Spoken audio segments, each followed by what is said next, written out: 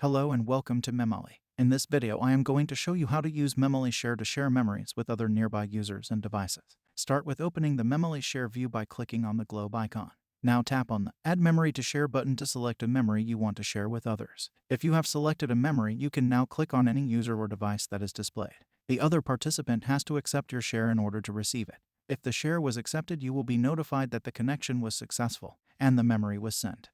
Now I am going to show you how to receive a memory from another user. If another user sent you a memory, Memoly will ask you if you want to accept it. If you click on accept, the memory will be shown and you receive memories. You can either save the memory or delete it.